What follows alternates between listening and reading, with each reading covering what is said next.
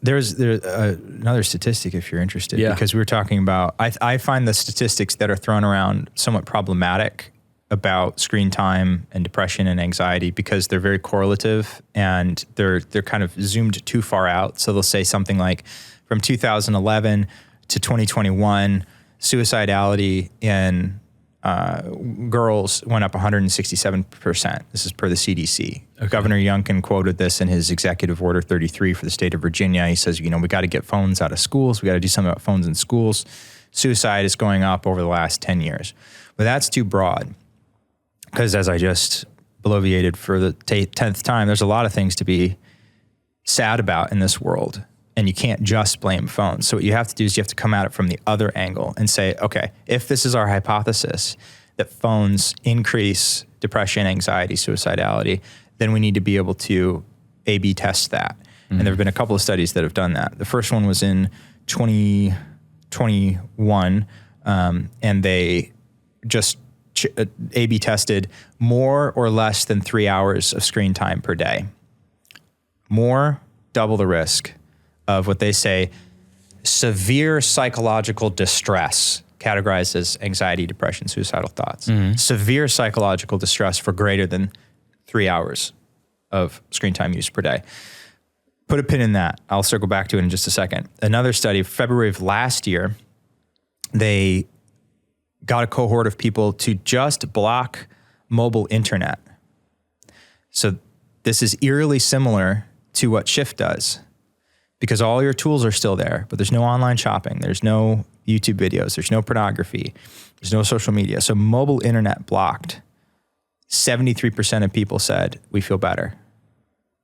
In 10 days. Our psychological well-being went up. Our depression went down. Somehow they expressed that being. So you take both of these things together, and what you realize is, well, nobody's just spending 3 hours on their phone. Teenagers alone are spending 5.5 hours on social media, 8.5 hours on their phone every day. So if limiting mobile internet outcompetes antidepressives, drugs, I propose that it's the inverse is true. Using your phone to this degree is the equivalent of taking a depressive. And we can prove that now with these studies, because we're not just saying there's a correlation between people being unhappy over the last 10 years and phone use going up or Instagram coming out. But when we specifically limit mobile internet access, it's not maps, it's not Spotify, it's ingestion of content. Within 10 days, everyone feels like they took better than when they took an antidepressant. What does that tell you about? What is it that's about the phone that's making us anxious? Probably a constellation of things. But are you familiar with the Coolidge effect? Explain it to me. I've heard of it.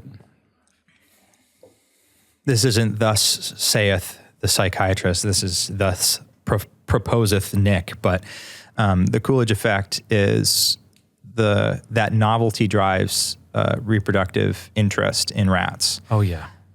That when there's the same sexual partner for a rat, yes, their libido drops off. Yes. When novel partners are introduced, it's infinite functionally, to the point that the rat will just exhaust itself and potentially die.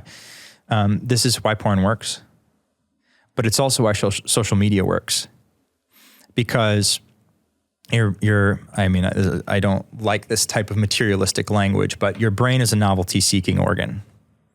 I would say that our soul longs for that. And I think God, who is infinitely complex and magical and majestic, will fulfill that for us. But I think that is an innate desire for us to be learning, to be seeing new and exciting things, to be shown aspects of the world, but it can't just be pleasure. And this is why porn consumption always derails into more and more corrupt things. But social media does this as well, because not only will you accidentally see porn sometimes, but you're also going to see a heinous act of violence happen on a street. Then you're going to see children somewhere in the world starving or dying or being blown to pieces. Then you're going to see a hilarious tweet from the President of the United States. Wow, I can't believe the president of my country just said this. And then you're going to see a hot take from somebody that you know. And it's just going to go through 25, 50, 100 different kinds of stimulus, not uniformly pleasurable. And that is endlessly satisfying to whatever that little thing is that we need. Yeah. Endlessly satisfying. And I think now, our attention span of a goldfish is 9 seconds. Human attention span is now 8 seconds. Yeah. How can you have a coherent relationship with people in your life? How can you ever build something? How could you write a book? How could you care about your life if 8 seconds is about all you got in the tank for anything? Yeah. And so once again, like the path opens up. Which way, Western man? You can either turn it off and confront the abyss, or never turn it off. Yeah. And I think most people are going to be like Cypher in the Matrix. Yeah. He's cutting the steak. He says, I know this isn't real. I know the Matrix is telling my brain that this is a delicious, juicy steak. And he takes a bite and he goes, ignorance is bliss. And I think that's why we get some aggression around shift too. Have you? Take it, but don't take it. Wake me up, but don't wake me up. Okay, but I want you to wake me up in this way. Can I keep this? Just Yeah. And that's where we've kind of just been, nope, here you go. You don't have to. But I'm going to tell you what's best for you. Yeah. We're going to play the role of patriarch. We're going to play the role of society. We're going to play the role of benevolent authority. We're going to love you the way that society should have. Society should have said, no, we're not having porn. Society, your town, your whatever, however many concentric circles you want to take this to, should have protected you. Your parents should have protected you. Maybe they were ignorant. Maybe they didn't care. Maybe they didn't love you enough. Delta Airlines should have protected you. Will there ever be anything like this for the computer? Yeah. Early 26. What? So yeah, same thing. Same thing that Shift and Escape do. You're kidding, No, really? yeah. Wow. I was nervous to ask that because I didn't want you to be like, no, never. No. We just, it's a two-man team. How on earth are you doing this? I found an unbelievably brilliant young man who has been Big balls? Sorry. a huge. You know that reference, right? No, I don't. So now I just feel awkward. Elon Musk had someone working with him to cut waste at the government level, and his nickname was Big Balls.